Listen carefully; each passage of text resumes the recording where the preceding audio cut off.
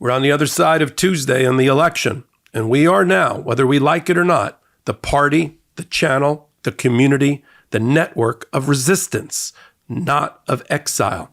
And I'm going to break down for you the way forward, including the use of the court system to check unbridled power by Donald Trump now that he and MAGA and right-wing Americans have swept in a Republican-controlled House, Senate, and presidency. There is a path forward. There is a role for our justice system and attorney generals and state courts around the country, and a way to use the federal courts to our advantage. I'm Michael Popok. This is the MeidasTouch Network and Legal AF. And let's now pick up the pieces and move forward. As I said, we are not in exile. We are a party, a network, a channel of resistance. And here's what I mean. We now need to use the court system effectively the way the Republicans and MAGA have used it. The attorney generals around the country who are state, there are 23 of them that are Democrats, are going to be very important in order to keep the Donald Trump and others around him in check by continuing their investigations and prosecutions where necessary, even if it comes up against immunity arguments, to have those immunity arguments litigated, preferably in favorable federal courts, and there are some, in favorable federal circuits like the Ninth, the Second, and the Third Circuit, and get up to the United States Supreme Court and try to build coalitions where we can along the way. Attorney generals are going to play an instrumental role. State court and state Supreme Courts in blue states are going to continue to play a role in protecting a woman's right to choose, to ensure that we have some sort of favorable and dignified immigration policy, and all the things that states can do around the edges in order to try to control Donald Trump's worst instincts and the implementation of Project 2025. There are ways to use the federal courts. We need to start taking a page, and we promoted this on the Legal AF YouTube channel along with court accountability. We got to start taking a page out of the Republicans' books. They go to the Fifth Circuit. They come up from Texas cases and Mississippi cases and Louisiana cases. We got to come up from New York cases and New Jersey cases and Connecticut cases and come up to the Second Circuit, the First Circuit, the Third Circuit, the Ninth Circuit. Find our judges that are going to rule properly under a rule of law nation, not something else.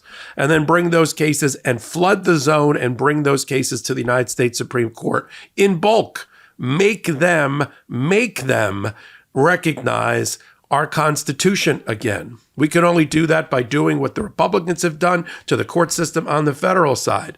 We have federal courts that are favorable to progressive and democratic and constitutional ideals, and we got to start using them. And I mean today, if we want to protect religious freedom, women's rights, the free press, and we want to do something against the weaponization of the Department of Justice, we need to bring non-governmental organizations, public interest groups, and others, some of which, of course, we're going to be involved with on this channel and on this network, are going to have to look for the appropriate cases to bring. And we have to resist. That's the resistance component of this hot take.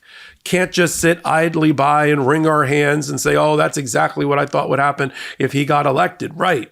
But we got to use the court systems the way that we can. Right? Suits need to be filed every day, every week for this throughout this administration to go after these things. We need to roll back things like voting rights attacks by the states that we saw exhibited during the last election. You know, voter suppression needs to be attacked, even though it's a federal issue. We can do that through our federal courts that are friendly to progressive and democratic ideals, like, again, the courts of New York and Connecticut and New Jersey, all of the blue that you saw on the electoral map, and there were a fair amount of blue, whether, you know, and then you take it up to the progressive leaning or center left circuits, the First Circuit, the Second Circuit, the Ninth Circuit, which is in California, and the Third Circuit, and the DC Circuit can play a very valuable role here that is not dominated by MAGA. So if we go after those circuits with appropriate cases on a regular basis and flood the zone, that can help be an effective resistance. I'm going to start with the court system and what we can do with the lawsuits moving forward. In Congress, even though we are, obviously, the Democrats are now the party of opposition, they've got to be the party of opposition. Use every procedural tool at their disposal within the rules of Congress and change the rules if they can in order to stop extreme cabinet members from being confirmed, extreme federal judges from being confirmed, extreme Supreme Court justices. Yes, there's going to be a couple of those from being confirmed, right? Force their hand, use parliamentary procedure and the procedure of the House and the Senate to make sure these things don't happen. And if they happen over a struggle and a fight where we stay up until the wee hours of the morning and we try to filibuster where we can to stop these appointments. We make everything hard. If they're it's like a basketball game, but of course, democracy is at stake. If they go for the point, make them feel it, throw the elbow, box them out. Right? Use everything in your toolbox in Congress at their disposal. And then we as the people and we as a network and a channel need to shine a light, a harsh light of criticism on a regular basis, calling out what the majority just voted for. This hard right lurch, I still believe is a temporary correction. It's going to last 2 or 3 years or 2 years till we get to the midterms. But people voted with their pocketbooks. The Democratic Party has to coalesce around the resistance and the opposition, led by Hakeem Jeffries, led by Nancy Pelosi, led by Chuck Schumer, and a younger generation of leaders like AOC. We've got to go into resistance opposition mode at every turn. Everything gets opposed. Everything gets debated. Everything gets exposed. And everywhere where you can conduct your own investigation, you do.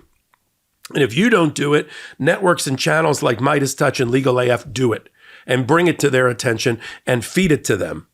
Organizations like ProPublica, like Court Accountability Action, which is on the Legal AF channel. MeidasTouch itself will continue to create the information, the transparency, the searing analysis of all of these things, calling it to light. Right? So our democracy doesn't die in the darkness. Now we've got that, right? Then we've got to, when it comes to Senate confirmations for cabinet members and for judges, this is our path forward, right? Opposition, debate, opposition, get things out into the press, have the press be emboldened now to be a media that's not sycophants, that aren't normalizing the bad conduct and bad behavior and the breach of our social contract and rule of law by Donald Trump and MAGA, but calls it out and goes into, this is what I might call the media. Start doing your job, right? We're not talking about selling newspapers and apps. We're talking about our democracy. They need to be in opposition and a press of opposition, exercising freedom of speech and First Amendment speech and the rest. And then we have to finally rebuild our brand, the progressive, democratic brand. We have to rebrand us as a party that people know is concerned about the economy and pocketbook issues around the kitchen table. We seem to have lost that thread in the shift from Joe Biden to Kamala Harris. We kind of lost the economic suffering that people are feeling. It may not be accurate given the economic data reflects that the pain shouldn't be that great, but it is. It's a psychological pain. As I've said before, we're in a post-COVID world. COVID hit U.S. society and the world the way a meteor killed all the dinosaurs. It changed trajectories of life and thinking. It rewired people's brains. They do things now they never would have done 4 years ago. It may never have done ever in their lives if it hadn't been for COVID. But we're in a post-COVID world, better or worse. And we've got to rebrand ourselves. Social issues are important. We are the party of inclusion. Things like protecting women and their rights, reproductive rights and other rights in this country. Protecting people who are on the LGBTQ plus community. Important part of our ethos.